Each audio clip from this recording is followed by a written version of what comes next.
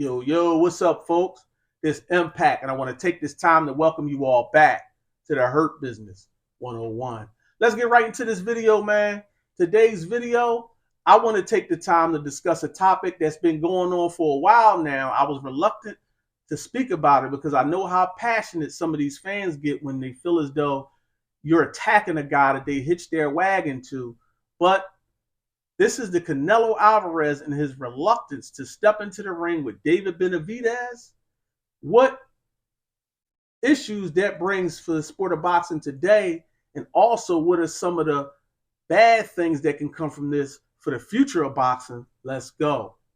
Listen up, before I get into the content, man, I just want to take this time to invite you. If you have been watching my videos, or if you're watching this video and you enjoy it, go ahead and take a time to pause this video and go ahead and subscribe. Also hit that bell icon so you can be notified whenever I drop new videos. Let's go. Listen up, man.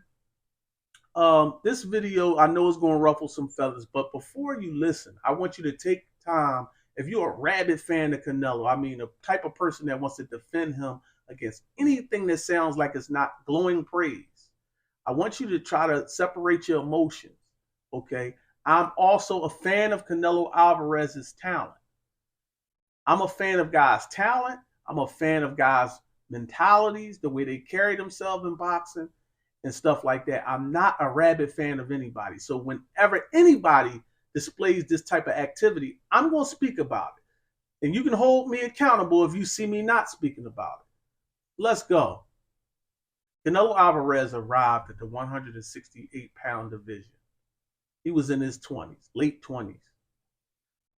David Benavidez was 23 years old, 22, 23 years old at the time, and he had a title. He wanted to fight Canelo Alvarez. Canelo Alvarez, he offered him a title shot. He said, yeah, I would love to fight Canelo Alvarez come to 168. They asked Canelo about it. He said, nah, I'm not interested in that fight. And I can understand, Benavidez was still a little younger. And, maybe that wouldn't have paid Canelo the type of money he was starting to get and stuff like that. So I understand it. But he said that, I'm not interested in it. The belt don't make me. I'm not interested. I don't need the titles, X, Y, Z. Benavidez weighed in on a scale for his opponent, missed the weight, got stripped of his belt. Immediately, Canelo Alvarez comes out with a statement that he wants to become undisputed at 168. He wants all the belts. Canelo Alvarez then goes and becomes the UK slasher.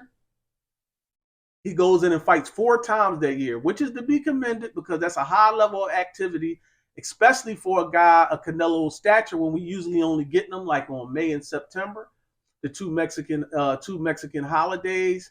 So he had a high level of activity, and he was praised for his high level of activity. But this is my view on that activity. I believe he fought 4 times in that year to collect all of those belts because he didn't want David Benavidez to have an opportunity to fight one of those guys for that belt and get it back. So he wanted to go on a quick round robin and grab them all up before Benavidez can get his hands on them.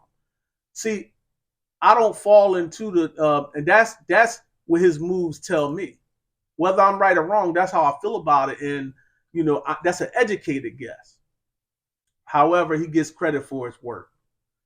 But he's at this point now where he's been doing everything but face David Benavidez. This is a classic duck, guys. This is one of the biggest ducks in the history of boxing. He's fighting guys. He's went up to light heavyweight 2 times. He's went and fought guys. He's fought Jamel Charlo coming up 2 weight divisions. He's fighting everybody in and around David Benavidez. And he's saying David Benavidez hasn't done nothing. He hasn't earned it.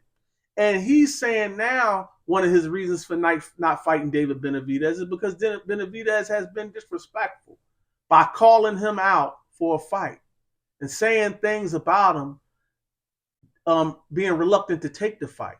And I heard the same type of stuff come from Tank Davis's camp.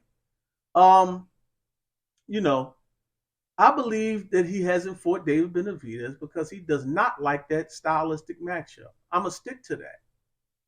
And guess what? It doesn't mean if they fought, he guaranteed to lose to David Benavidez. I think he will lose to David Benavidez. But Canelo can't believe that. And for Canelo to go on this thing with, I do what I want. I don't have anything left to prove to anybody. I've done everything in boxing. That's not what the public is saying. Okay? You're in your early 30s, bro. The public is demanding this fight. This is not a pay cut that anybody's asking you to take. This is the biggest fight that can be made in the sport of boxing. Will be the biggest. This could sell in a fire stick era where people still in the fights left and right. I watched Tank and Ryan do 1.2. This fight between David Benavidez and Canelo Alvarez, this Mexican showdown will be one for the ages. These guys could reach 1.5 to 2 million homes easy. I would order this damn thing on 2 separate TVs and pay for it twice if I had to do that to get it. That is exactly what this fight is worth. So it's not like somebody's asking Canelo to take a pay cut. Canelo, you do not get to tell the fans, I'm going to give you, what business can tell you, hey, I'm going to give you a shit product, but I want you to still support me. And I don't care how you feel about what I'm giving you. I don't care how you feel about it. I don't have anything to prove to you. I don't have to put a adequate product in front of you, a great product in front of you. I'm going to put it out, and hey, you're going to buy it. But I don't have anything to prove. I don't have to give you what you really want. But I still want top dollar for it. No business can get away with that. And you'll accept it. But somehow fandom forces guys to want to acquiesce to it. And I blame more than just Canelo. Some of these networks, and guess what? I'm going to do this right now because a lot of people, listen, I don't do all the race stuff in boxing. Because Al Heyman has PBC, it's almost like it's taboo to speak in a negative light against PBC. I'm going to do it right now. Al Heyman, there is no multiple fight deal that you should have been willing to give Canelo Alvarez that didn't include your guy, David Benavidez. You could tell Canelo to kick rocks like you did the last time. But what happened is, because there was a deal for Canelo Alvarez to fight Jamal Charlo and David Benavidez from PBC. And then there was the deal for him to go fight with Eddie Hearn on the zone to fight against Dimitri Bivol, and the fight with the fight with Triple G, the third Triple G fight. And he chose to go the other way. And that was it. PBC didn't acquiesce to anything else. They put that on the table. Well, this time, they did nothing but what everybody else did. Wanted to get into the Canelo money. And David Benavidez should really, now he said PBC been taking care of him, but in this instance, they left Benavidez out to dry. You should have told Canelo, I got a deal for you. Even if you give him the richest deal, it must include giving our guy this shot. I don't care how much money you gave him. You sold David Benavidez out as well by getting in the Canelo business. See, everybody's getting in the Canelo business.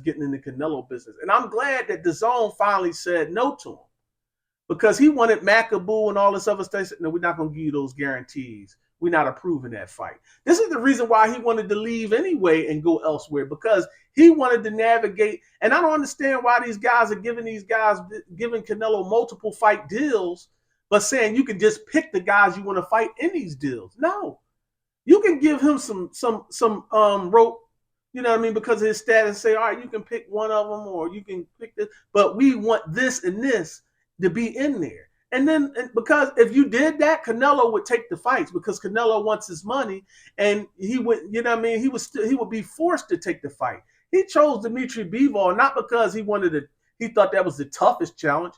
He stated when they asked him why he took it, he said, because I know how to beat that style. So he thought that style was easier. Little did he know, just like I knew, I don't know why everybody was picking against Dimitri Bivol. I was on record picking Dimitri Bivol for a while to be one of the guys that would cause him the most trouble, that I didn't think he would get by. But listen, man, these guys got to realize your career is going to be judged in the end, not by you. You don't determine your legacy. We determine your legacy. All the people that you believe you don't have to answer to and you have nothing to prove, you start your career.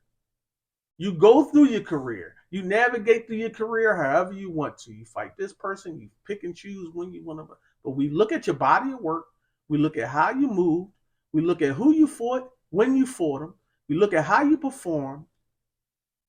And we judge we give you a legacy. The legacy is what the people think about you, not what you think about yourself. These fighters got it all messed up. And Tank Davis and Canelo Alvarez with the attitude of I listened to Tank Davis trainer say Calvin Ford say if you want to fight against Javante Davis, don't do what the other guys did. Don't call him out. Just sit back, chill out, and then maybe if you stay on this, don't get on his bad side. Maybe he'll fight you. Come on with that shit. Like this is a boxing. It's a violent sport.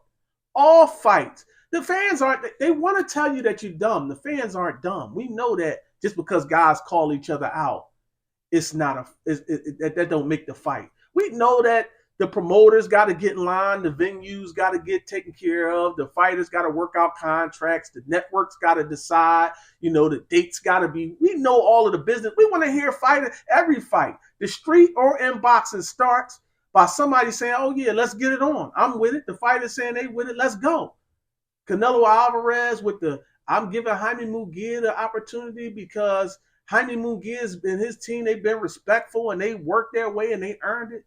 Jaime Munguia hasn't done anything compared to what David Benavidez has done to earn anything. Okay? When these guys got to start ordering you edible arrangement with strawberries dipped in chocolate and all that stuff and put it at your feet and light candles and rose petals in your bath water, what they got to do to ask you to fight? They can call you a pussy and you in the perfect sport. When somebody rubs you the wrong way, violence with no consequences. Actually, the more violent, the better. The fans enjoy it more. You don't choose your legacy. Canelo Alvarez, the fans do. And when it's all said and done, we're going to look back at your career and we're going to tell you where you stand. You won't be the number one Mexican fighter of all time. You may make the most money. Success financially is not what the legacy in boxing is all about. You can talk about how rich you are. Floyd talks about how rich he is. Floyd Mayweather doesn't determine his legacy either. The fans determine his legacy. Always remember that. You are in control of your career. You can run it the way you run it. But in the end, the fans are going to go back, and knowledgeable boxing fans, not the groupie type fans, is just going to ride with you regardless. We're going to look back and we're going to comb through your career, and we're going to say, oh, you didn't fight that guy. You ducked him. You went around. You did this. You did that. You did fight that guy, but you fought him when he was 40. Or you got a gift here, a gift there. We're going to determine your legacy, and you're going to have to live with it. And you're going to be the one in the end looking back on your career saying, you know what? I should have went ahead and took those challenges. And I didn't. That's going to be on you. Listen up, man. I want to thank you guys for tuning in to this edition of the Hurt Business 101. You know what they say. It's no business like show business. But I say it's no business like the hurt business.